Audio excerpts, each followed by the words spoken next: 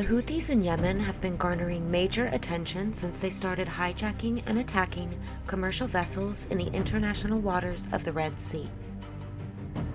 Their stance is an alliance with Hamas in Gaza during the ongoing Israel-Hamas war.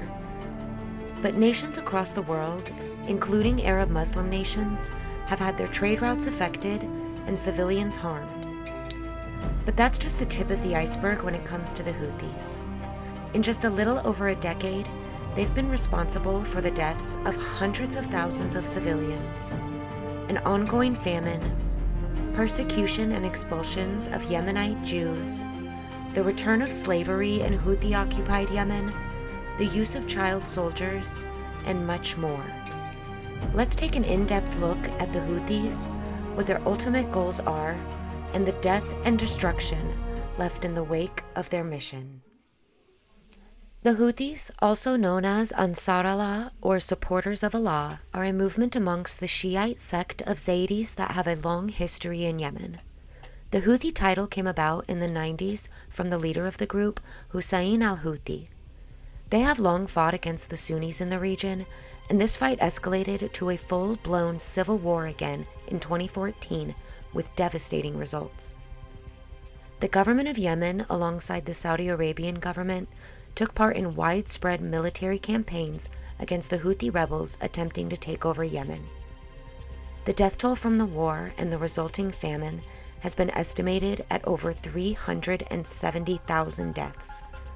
And sadly, people around the world who are outraged about Gaza said nothing, did nothing, no rallies, no social media posts, no outrage, no ICJ hearings, just silence. The dead and suffering civilians of Yemen ignored by those who now claim to care so much about lives in the Middle East. And as a quick side note, please subscribe to this channel if you want to learn more about just how egregious the selective outrage of this movement is, as we'll be uploading content about the Syrian civil war, which killed over 500,000 people, the decades-long genocide in Sudan that has taken the lives of millions and still ongoing, as well as other seriously critical situations like those in Iran, Nigeria, Indonesia, and more. Now, back to the Houthis. A noteworthy point to consider about the ongoing famine in Houthi-occupied West Yemen is that the United States of America provides more food and humanitarian aid to West Yemen than any other nation in the world.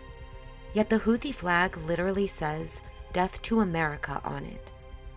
And now they are attacking American and American ally vessels in the Red Sea. Why would a group in leadership want to destroy the one nation in the world that is feeding their starving civilians, children, babies?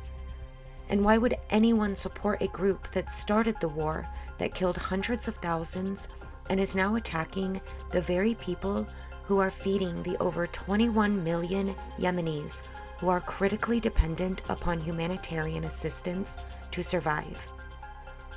The Houthis cannot even afford to feed the children in the territory that they control and govern. Yet they can afford drones, they can afford helicopters, they can afford rockets to wage war upon nations of the world, but they will not feed their own starving people, their own starving children, starving babies. Let's discuss the blatant anti-Semitism and Jew hatred from the Houthis, as well as the ethnic cleansing of the small community of Yemenite Jews that remained there when the Houthis took over. In 2015, just 1 year after the start of the civil war, the Houthis gave the Jews a far too familiar ultimatum, one that has been given repeatedly during various time periods over the last 1,400 years. Convert to Islam, leave the country, or face persecution and possibly death. And since 2015, nearly every Yemenite Jew has been forced to leave Yemen, some going to the United Arab Emirates and others going to Israel. The estimated number of Jews left in Yemen is now as low as 1, and the higher estimates are at 6. The rest were forced out of their homes, not allowed to sell their property, and deported. Some were arrested, persecuted, and tortured, and the international community said nothing, just silence. One prominent Yemenite rabbi has hopefully stated that he's confident thousands of Yemenite Jews will be able to return home when the civil war is over and the Houthis are no longer in power. Let's refer back to the Houthi flag again. I mentioned the quote of death to America, but it also says death to Israel. And not just that, it says curse the Jews. This sentiment is one that comes from the verses of Islam itself.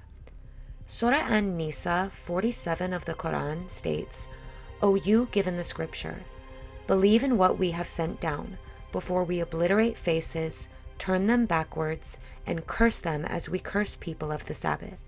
And the commandment of Allah is always executed." Al-Tawbah 9:30 says, "May Allah destroy them, how they are deluded," referring to the Jews. Al-Nisa 4:46 says, "And if only they had said, 'We hear and obey, and do make us understand,' it would have been better for them and more proper, but Allah has cursed them for their disbelief." Surah 9:29 states, "Fight those who do not believe in Allah or in the last day, until they pay the jizya tax and are humbled, subdued, or in a state of subjection." And most notably, there's Hadith Sahih Muslim 2922, which is an actual call to action. It reads as follows: "For the day of judgment or last day shall not come unless the Muslims fight the Jews and kill them, until the Jews will hide behind stones and trees. But the stones and trees will call out, 'O Muslim, O servant of Allah, there is a Jew behind me, come and kill him.'" For the ideology of Islam, the promise of a peaceful end times cannot come about until Muslims commit a global genocide of every last Jew on earth. This is extremely problematic and has led to the immense and overt persecution and ethnic cleansing of indigenous Jews of the Middle East and North Africa, the Mizrahi, who are the largest demographic in Israel. Even some Ashkenaz experienced this before making it into Europe.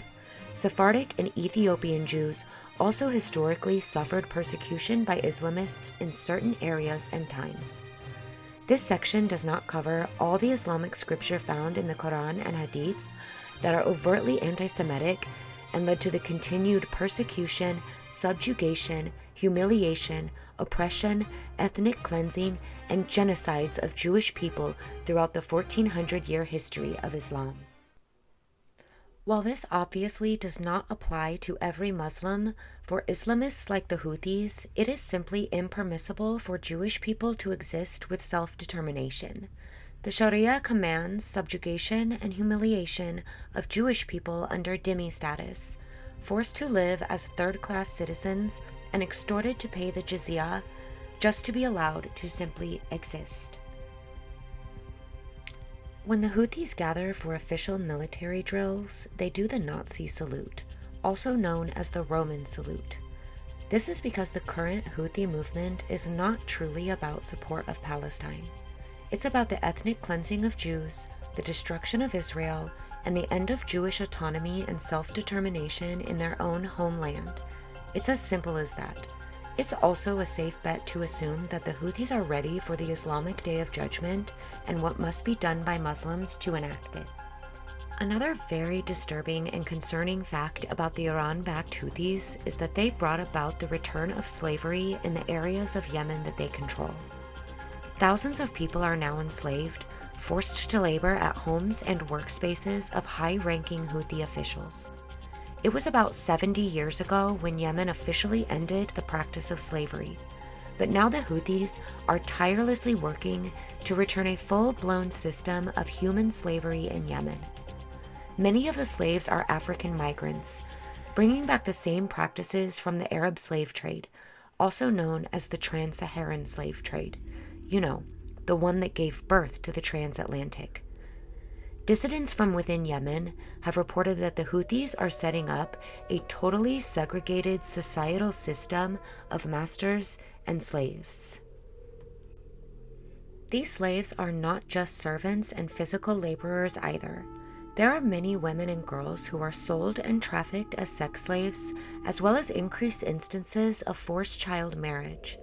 Those who follow the news out of Yemen are well aware of this horrific and abusive practice, but it may be news to many that several stories have come out about girls as young as 7 having passed away on their, quote, wedding nights due to injuries sustained during forced consummation of the, quote, marriage.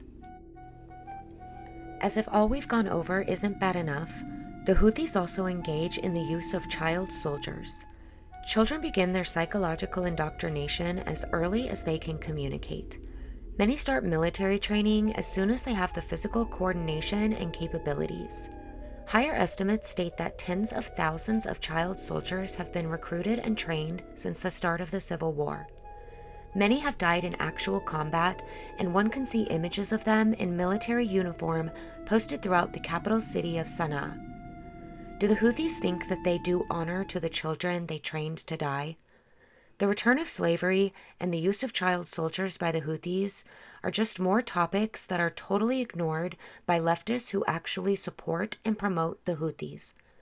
At this point, it's just a social media trend by totally ignorant people who've been played by Islamists worldwide, and they get a really good feeling inside when they post in support of the genocidal, warmongering slavers known as the Houthis.